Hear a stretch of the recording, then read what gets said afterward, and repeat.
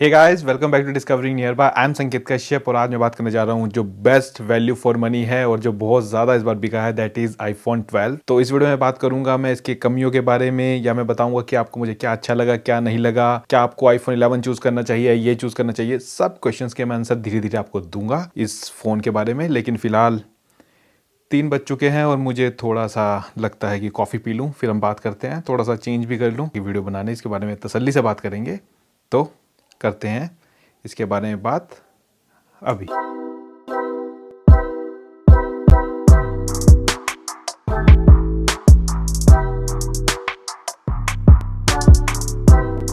Hey guys, welcome back to Discovery Nearby. I'm संकेत Kashyap and you are watching Discovery Nearby। ये तो और सा हो गया। तो बेसिकली आज हम बात करने जा रहे हैं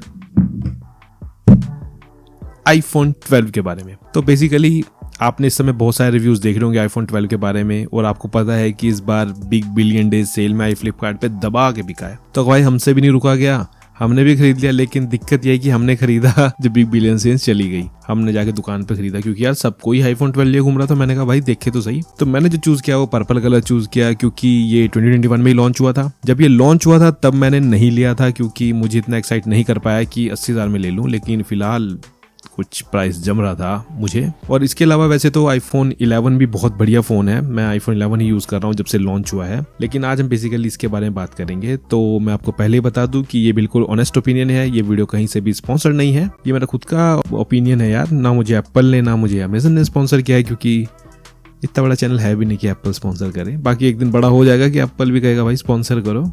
लेकिन फिलहाल हम आईफोन 12 के बारे में बात करते हैं, ये बिल्कुल ऑनेस्ट ओपिनियन है। तो हम बात करेंगे 5 कैटेगरी के बारे में। फर्स्ट ऑफ ऑल है इसकी बिल्ड क्वालिटी और डिज़ाइन, सेकेंडली जो कि मशहूर है इसके कैमरास, थर्ड हम बात करेंगे इसकी स्क्रीन के बारे में जो इसका काफ़ी हुआ था, फोर्थ हम बात करेंगे इसकी परफॉर्मेंस की, और लास्ट बैटरी, और फिर कुछ और फीचर्स के बारे में बात करेंगे। कुछ नेगेटिव्स के बारे में भी बात करेंगे बाद में उसके बारे में, या जो इनसे रिलेटेड होगी, इन्हीं कैटेगरी से रिलेटेड, उनके बारे में बात करेंगे। और एंड में आपको बताएंगे कि ये वैल्यू फॉर मनी है या नहीं। बाकी आराम से वीडियो देखिएगा। लेकिन अगर आप कोई बजट फोन ढूंढ रहे हैं 50,000 के 60,000 के अराउंड, और आपके पास वीडियो देखने का टाइम नहीं है, तो भाई डिस्क्रिप्शन में जाओ, लिंक दिया है, वहां से खरीद लो, ताकि आपका ही भला हो मेरा ही भला हो। बाकी अगर आपके पास टाइम है तो मैं आपको समझा दूंगा कि कैसे जस्टिफाइड है। तो जैसे कि पहले मैंने बताया आपको, जिसके बारे में बात करेंगे, दैट इज इसकी डिजाइन और बिल्ड क्वालिटी। तो भाई ये बहुत ही बढ़िया बिल्ड क्वालिटी है, ये मेटल और ग्लास बिल्ड है, ये बहुत ही बढ़िया लगा मुझे। और इसका बॉक्सी डिजाइन मैं ये नहीं बता सकता कि कंफर्टेबल है या नहीं है, क्योंकि इसके बारे में काफी कंट्रोवर्सी हो रही है। कोई कह रहा है 11 कंफर्टेबल था, कोई कह रहा है ये कंफर्टेबल है, लेकिन दिखने में तो यार बहुत ही बढ़िया लगता है बॉक्सी डिजाइन। ये जो 5S था ना, जो बहुत मशहूर था और अपने डिजाइन के लिए बहुत ज्यादा फेमस भी हुआ था,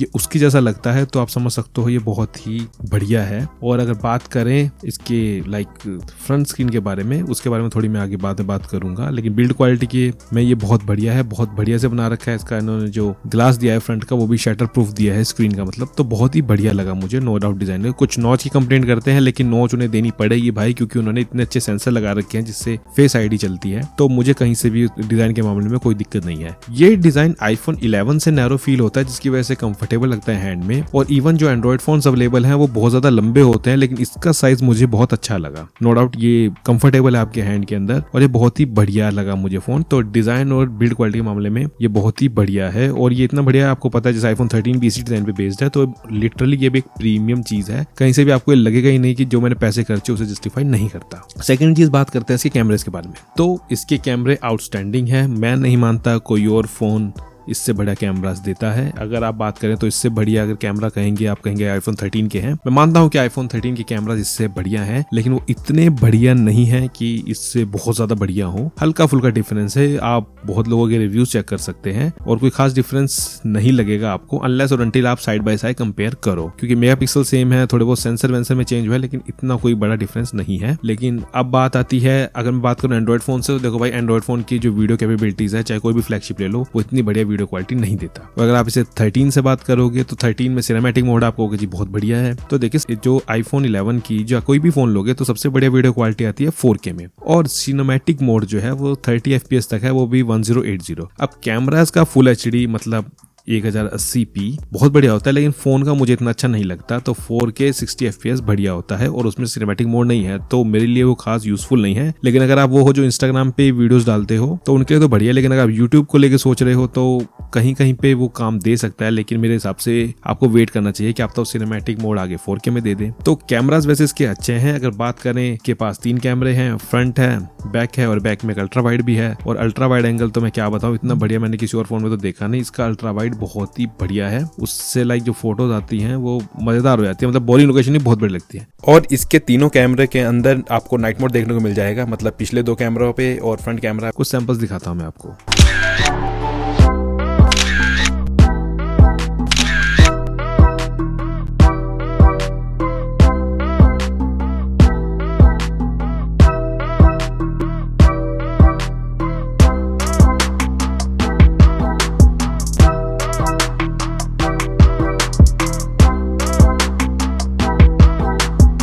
तो वैसे मैं इसकी एक सेपरेट वीडियो अपलोड करूंगा जिसमें मैं इसके सारे कैमरा सैंपल्स दिखाऊंगा, जैसे मैंने आईफोन 12 के दिखाए थे। तो अगर आप वो देखना चाहते हैं तो इस चैनल को सब्सक्राइब कर दो, ताकि जैसी वो वीडियो डालूं आपको पता चल जाए। अब बात करें आईफोन 11 के कंपैरिजन में कैसा है, तो देखिए मुझे इतना बड़ा डिफरेंस कोई नोटिस नहीं हुआ कि मैं कहूँ बहुत बड़ा डिफरेंस है। हल्का फुल्का फर्क है, जो कि मुझे, अगर आप कैमरे के लिए सोच रहे हैं तो अगर आपका 11 है तो कैमरे के चक्कर में तो अपग्रेड मत करिएगा। वैसे इसके कैमरे नो डाउट आउटस्टैंडिंग है, जैसे मैंने बताया मैंने आईफोन 11 की ऑलरेडी वीडियो डाल चुका हूँ, तो उससे आपको आइडिया लग ही जाएगा। तो उसका लिंक आपको ऊपर आ रहा होगा, डिस्क्रिप्शन मिल जाएगा, तो वो चेक कर लीजिएगा, पता चल जाएगा इसकी वीडियो क्वालिटी कैसी है। और एक्सीलेंट है। तो अगर आप एक व्लॉगर हैं तो वाइड एंगल लेंस और मेन लेंस आपको बढ़िया काम दे देंगे एक व्लॉगिंग के लिए। और सिर्फ काम चलाऊ वीडियोस नहीं, आप बहुत बढ़िया वीडियोस बना पाएंगे कि आम आदमी देख के कहे वाह भाई वाह क्या क्वालिटी है। थर्ड चीज बात करते हैं स्क्रीन की। अब स्क्रीन को लेके बहुत रूमर्स था। सबसे पहले तो ये OLED स्क्रीन है और मैं मानता हूं कि ये सबसे बढ़िया स्क्रीन है अगर आप मार्केट में कोई एंड्रॉइड फोन भी देख रहे हैं। लेकिन लोगों को थोड़ी सी कंप्लेन ये है कि इसके अंदर 60 हर्ट्ज है,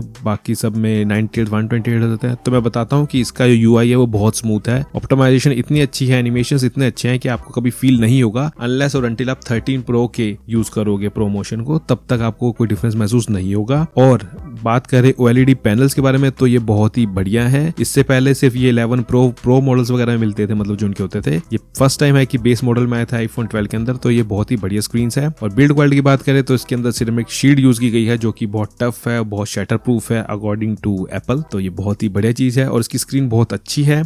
नो डाउट एक फ्लैगशिप फोन है तो ऑब्वियसली बात है अच्छी होगी ही। लेकिन अब अगर बात करें कि इसे आईफोन 11 से कंपेयर करें तो देखो मुझे कोई खास डिफरेंस नहीं लगा, क्योंकि जो 11 में जो स्क्रीन यूज होती है वो ऑलरेडी एक बहुत बढ़िया LCD है। तो ऐसा नहीं है कि आपको बहुत बड़ा डिफरेंस महसूस होगा। बाकी अगर आप इस बजट में देख रहे हैं तो मैं मानता हूँ ये one of the best screen है। हाँ, आईफोन 11 से अगर आप कंपेयर करोगे दिन के अंदर डे लाइट में थोड़ा बहुत डिफरेंस है, लेकिन ऐसा नहीं है कि साइड बाय साइड आपको बहुत बड़ा डिफरेंस महसूस हो। अगर डिफरेंस जैसे बात करूं 11 और 12 से, तो मुझे लगा कि 12 की थोड़ी सी डिस्प्ले के कलर वार्म है, थोड़े से येलोइश हल्के से बिल्कुल। और यही चीज मैंने नोटिस की थी जब मैंने 10R से 11 को कंपेयर किया था। अब ये नहीं पता ये बढ़िया चीज है नेगेटिव चीज है, आपकी आंखों को प्रोटेक्ट करना है, या इसकी जो टू टोन डिस्प्ले है। टू टोन डिस्प्ले अगर आपको नहीं पता तो टू टोन होता है कि आपकी एम्बियंट जिस जगह पे बैठे उसके अकॉर्डिंग आपकी जो डिस्प्ले है वो टेम्परेचर चेंज कर लेती है ताकि आपको एक अच्छा एक्सपीरियंस आए। तो ये उसका डिफरेंस हो सकता है, बाकी मुझे एग्जैक्ट नहीं पता, लेकिन मैंने थोड़ा सा ये चीज नोटिस करी। फोर्थ थिंग बात करते हैं इसकी परफॉर्मेंस के बारे में। तो इसकी परफॉर्मेंस बहुत बढ़िया है, चाहे गेमिंग ले ली चाहे वीडियो एडिटिंग ले, कुछ भी करिए बहुत मजा आएगा आपको। बहुत ही बढ़िया परफॉर्मेंस है फोन की। इस सेगमेंट में मैं नहीं मानता इससे बढ़िया परफॉर्म करने वाला कोई भी फोन होगा। और अगर इसको मैं कंपेयर करूं 11 से, तो सबसे पहले हम जो सारे बैकग्राउंड में ऐप चल रहे हैं वो बंद कर देते हैं ताकि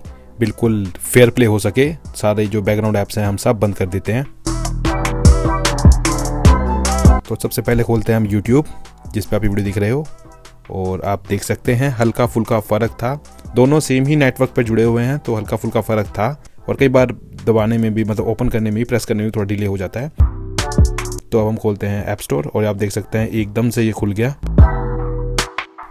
अब हम देखते हैं कोई और एप्लीकेशन, जैसे कि हम ये कॉल का खोलते हैं ऑप्शन, और अब देख सकते हैं ये दोनों बिल्कुल ही सेम टाइम पे खुल गया। इसके बाद हम खोलते हैं कैमरा और देख सकते हैं कैमरा भी ऑलमोस्ट सेम टाइम पे खुला है। तो आप देख सकते हैं कोई भी खास फ़र्क नहीं है इनकी स्पीड के अंदर। तो इसके बाद हम खोलते हैं